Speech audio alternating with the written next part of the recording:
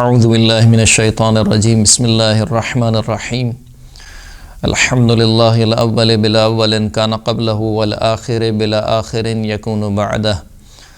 الذي قصرت عن رؤيته ابصار الناظرین وعجزت عن نعته اوہام الواصفین ثم الصلاة والسلام على اشرف الانبیاء والمرسلین وخاتم النبیین سیدنا ونبینا ومولانا ابی القاسم محمد اللہم صل علی محمد وآل محمد وعلى آلہ الطیبین الطاہرین المعصومین واللعنۃ الدائمۃ علی اعدائہم من یوم ظلمہم الی قیام یوم الدین اما بعد فقد قال اللہ سبحانہ وتعالی فی کتابہ المجید والفرقان الحمید وہو اصدق الصادقین وقولہ الاحسن بسم اللہ الرحمن الرحیم وما کان لبشر ان یکلمہ اللہ الا وحیا او من وراء حجاب او یرسل رسولا فیوحی باذنہ ما یشاء انہ علی حکیم۔ خداوند کریم قرآن مجید میں ارشاد فرما رہا ہے کہ اللہ کسی بشر سے، کسی بندے سے، کسی انسان سے گفتگو نہیں کرتا مگر یہ کہ وحی کے ذریعے یا حجاب کے پردے میں یا پھر اس کی طرف ایک رسول بھیجتا ہے، یعنی وحی لانے والا کوئی اللہ کی جانب سے فرشتہ اس کے اوپر نازل ہوتا ہے۔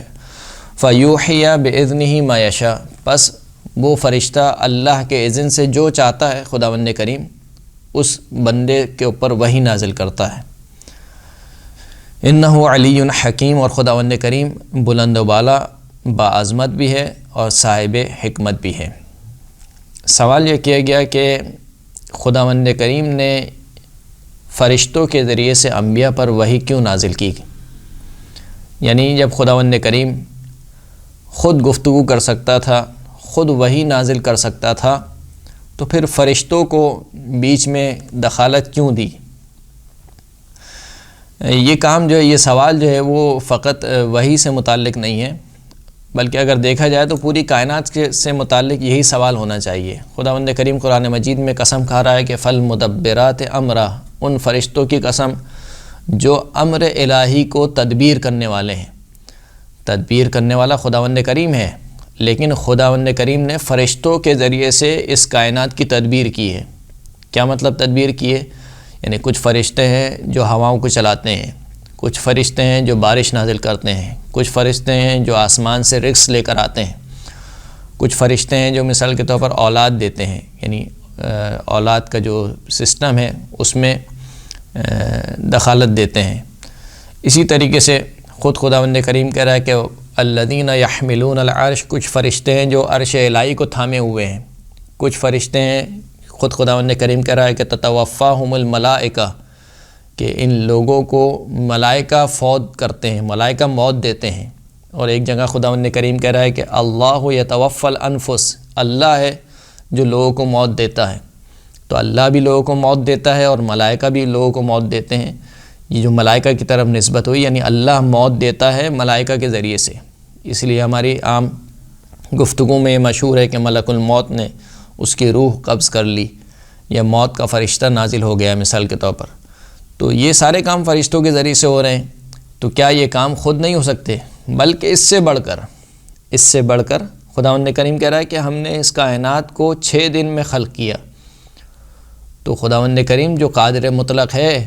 تو اس کو 6 دن کیوں لگ گئے اس کائنات کو بنانے میں؟ ایسا بھی تو ہو سکتا تھا، خود خداوند کریم کہہ رہا ہے کہ اذا اراد اللہ شیئا فقال له کن فیکون، جب خداوند کریم کسی شے کا ارادہ کرتا ہے اور اس سے کہتا ہے کہ ہو جا تو وہ ہو جاتی ہے۔ تو یعنی اتنا زمان، ایک جانب خداوند کریم کہہ رہا ہے کہ جب خدا کہتا ہے کہ ہو جا وہ ہو جاتی ہے، اور پھر دوسری جانب سے خداوند کریم کہہ رہا ہے کہ 6 دن میں ہم نے اس کائنات کو خلق کیا۔ یعنی کیا ممکن نہیں ہے کہ ایک جو بیج زمین میں بویا گیا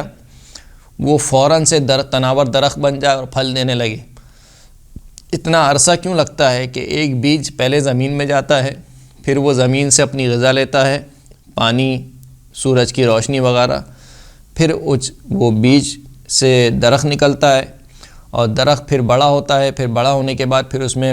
پھول آتے ہیں یا بوٹیاں آتی ہیں، پھر اس کے بعد اس پھول سے پھل بنتا ہے۔ تو یہ اتنا پروسیس، یہ اتنا ٹائم کیوں لگ رہا ہے؟ یا مثال کے طور پر ایک خاتون جو حاملہ ہوتی ہے 9 مہینے تک اپنے بچے کو اپنے رحم میں، اپنے پیٹ میں، اپنے شکم میں رکھتی ہے، تو یہ 9 مہینے کا ٹائم لگ رہا ہے ایک بچے کو پیدا ہونے میں. کیا ایسا نہیں ہو سکتا تھا کہ ایک بچہ فوراً ہی 1 مہینے میں پیدا ہو جاتا؟ تو یہ سارے سوالات صرف وحی الہی کے متعلق نہیں ہیں کہ خدا نے وحی الہی کو نازل کرنے کے لیے، اپنی وحی کو نازل کرنے کے لیے فرشتوں کا سہارا کیوں لیا، بلکہ خود اس کائنات کے بارے میں بھی یہ سوالات آ سکتے ہیں کہ جب خداوند کریم قادر مطلق ہے، وہی ہر کام کرنے والا ہے، تو پھر موت کے لیے موت کا فرشتہ کیوں معین کیا، بارش برسانے کے لیے فرشتہ کیوں معین کیا، عرش الہی کو تھامنے کے لیے فرشتوں کو کیوں معین کیا گیا؟ تو جواب یہ ہے کہ پہلے تو اس بات کو سمجھنے کی ضرورت ہے کہ جس کائنات میں ہم زندگی بسر کر رہے ہیں یہ مادی کائنات ہے، اور اس مادی کائنات میں خداوند کریم نے اس کائنات کو اس طریقے سے خلق کیا ہے کہ اس میں علتوں کا اور معلولوں کا ایک سلسلہ قائم کیا ہے، یعنی اسباب اور مسببات کا ایک سلسلہ قائم کیا ہے. وہ اسباب اور مسببات جب تک پورے نہیں ہوتے اس وقت تک نتیجہ حاصل نہیں ہوتا. یعنی کہنے کا مطلب یہ ہے کہ کمی اور کاستی خداوند کریم کی ذات میں نہیں ہے، بلکہ خود اس کائنات میں یہ صلاحیت نہیں ہے کہ وہ ایک دن میں یا ایک اشارے میں خلق ہو جاتی. خداوند کریم جو کہہ رہا ہے کہ ہم نے 6 دن میں اس کائنات کو خلق کیا،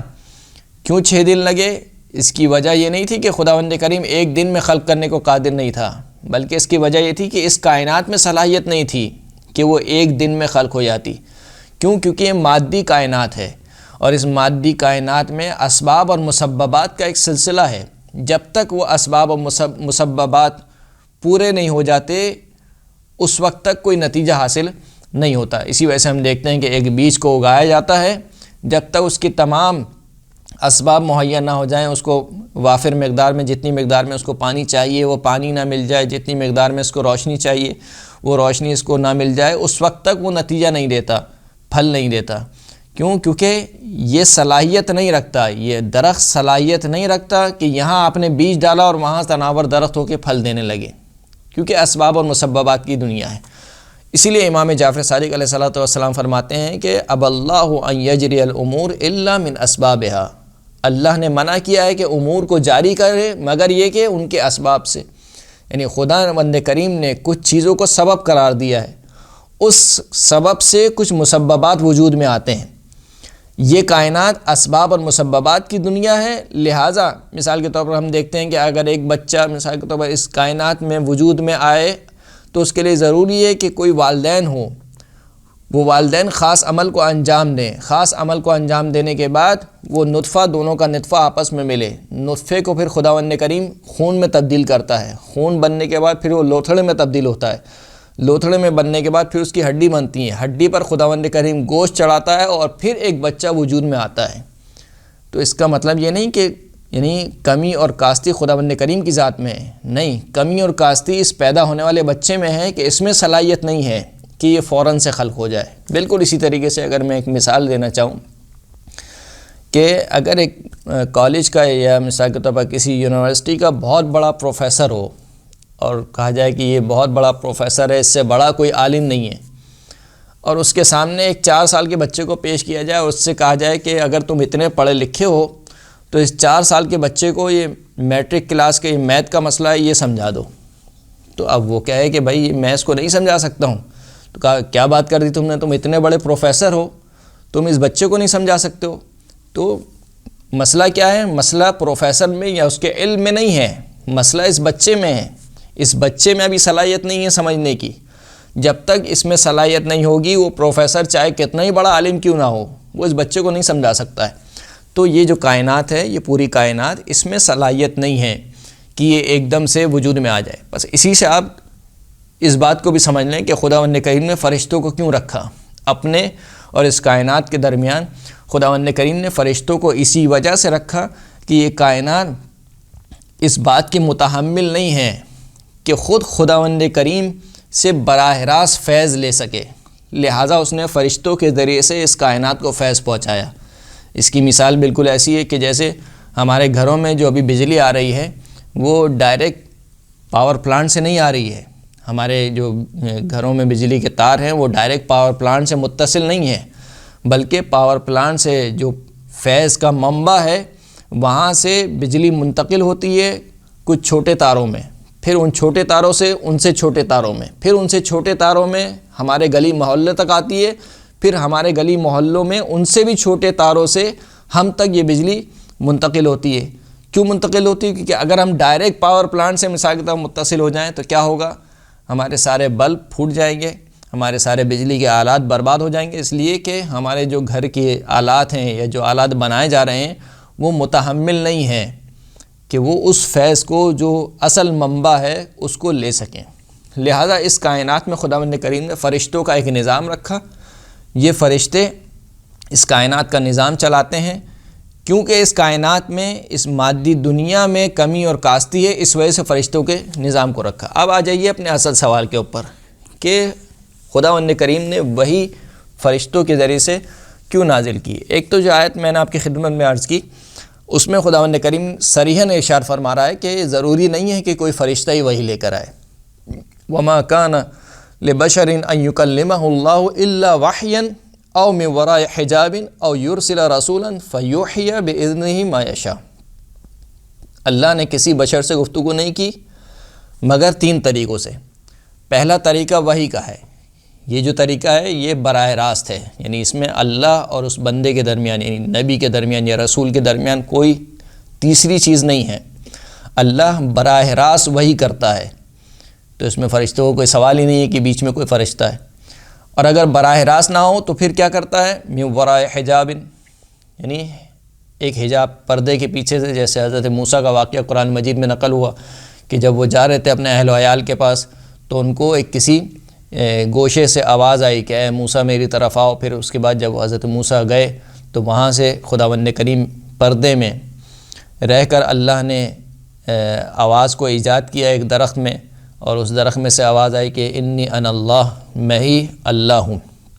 تو یہ جو وحی ہے یہ پردے کے پیچھے سے ہو رہی ہے، یعنی وحی نہیں ہے یہ، یعنی وحی سے مراد یہ کہ براہ راست وحی نہیں ہے، یہ وحی ہے لیکن براہ راست نہیں ہے، پردے کے پیچھے سے۔ تیسرا طریقہ یہ ہے او یرسل رسولا، یا پھر کوئی رسول بھیجے، یعنی کوئی فرشتہ بھیجے جو اس کو ہم وحی کا فرشتہ کہتے ہیں۔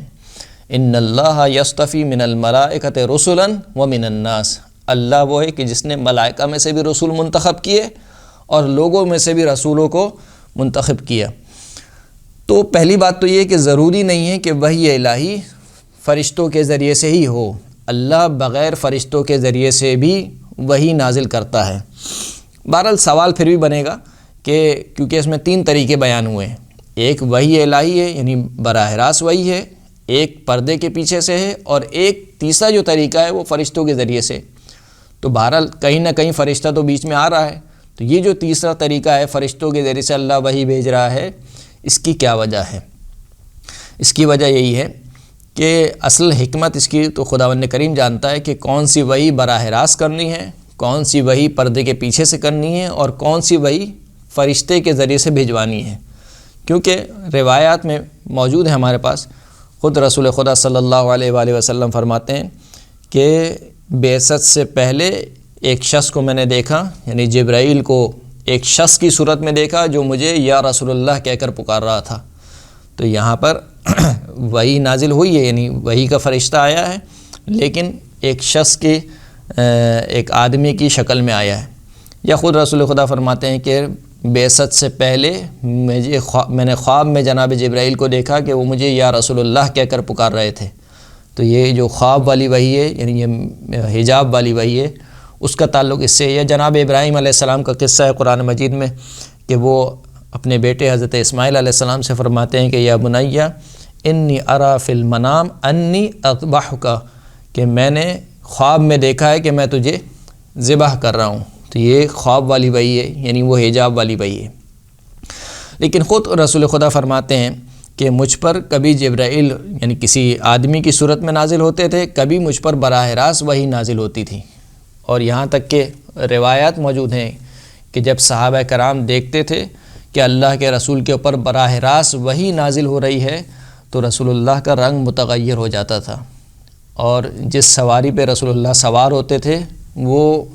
وحی الہی کی سنگینی کی وجہ سے اس کا شکم زمین سے لگنے لگتا تھا، یعنی وہ اس قدر بیٹھ جاتی تھی سواری رسول اس وحی الہی کے بوجھ سے کہ اس کا جو پیٹ تھا، جو شکم تھا، وہ زمین سے لگنے لگتا تھا۔ یا یہاں تک کہ جناب زرارہ یا سوال کرتے ہیں امام جعفر صادق علیہ الصلوۃ والسلام سے کہ الغشیۃ التی کانت تصیب رسول اللہ صلی اللہ علیہ وآلہ وسلم اذا نزل علیہ الوحی، کہ وہ غشی جو رسول اللہ پر طاری ہوتی تھی جب ان پر وحی نازل ہوتی تھی، وہ غشی کیا تھی؟ تو امام فرماتے ہیں فقال ذلك اذا لم يكن بينه وبين الله احد، یہ اس وقت ہوتا تھا کہ جب اللہ کے رسول اور اللہ کے درمیان کوئی واسطہ نہ ہو، یعنی وحی براہ راست رسول اللہ پر نازل ہو رہی ہو۔ اور ایسا کیوں ہوتا تھا؟ ذاک اذا تجلی اللہ لہ، یہ اس وقت ہوتا تھا کہ جب اللہ اپنی تجلی دکھاتا تھا رسول اللہ کے اوپر۔ تو یہ جو وحی نازل ہوتی تھی یا یہ جو آثار رسول خدا کے اوپر طاری ہوتے تھے، اس سے یہ سمجھ میں آتا ہے کہ اس وحی کو لینے کے لیے ایک استعداد اور ایک صلاحیت چاہیے۔ وہ استعداد اور وہ صلاحیت ممکن ہے کہ بعض انبیاء میں نہ ہو، اسی لیے کہ امام جعفر صادق علیہ الصلوۃ والسلام کی صحیح السند روایت ہے کہ نبی وہ ہوتا ہے کہ جو فرشتے کو خواب میں دیکھتا ہے اور اس کی آواز کو سنتا ہے، لیکن بیداری کے عالم میں فرشتے کو نہیں دیکھتا، اور رسول وہ ہوتا ہے جو خواب میں بھی فرشتے کو دیکھتا ہے، اس کی آواز بھی سنتا ہے، اور بیداری کے عالم میں فرشتہ وحی کو دیکھتا بھی ہے۔ تو یہ فرق کیوں ہے نبی اور رسول میں؟ یقیناً یہ فرق اس وجہ سے ہے کہ نبی میں وہ استعداد اور وہ صلاحیت نہیں ہے کہ خداوند کریم براہ راست یا فرشتے کے ذریعے سے وحی نازل کر سکے، لیکن رسول میں وہ صلاحیت موجود ہے۔ تو رسول کے اوپر 3 طریقے سے وحی نازل ہوتی ہے، براہ راست بھی نازل ہوتی ہے، حجاب میں رہ کر بھی نازل ہوتی ہے، اور فرشتے کے ذریعے سے بھی نازل ہوتی ہے۔ اب سوال یہ کہ یہ 3 طریقے کیوں اپنائیں؟ تو ممکن ہے کہ بعض وحی اس قابل نہ ہو، یعنی رسول خدا صلی اللہ علیہ وآلہ وسلم کسی بھی نبی، کسی بھی اور نبی کی ذات اس قابل نہ ہو کہ اس پیغام کو، اس خاص پیغام کو براہ راست لے سکے، تو لہٰذا ایک فرشتے کی شکل میں وحی کو نازل کیا جاتا ہے۔ جیسے کہ خود قرآن مجید میں خداوند کریم ارشاد فرما رہا ہے کہ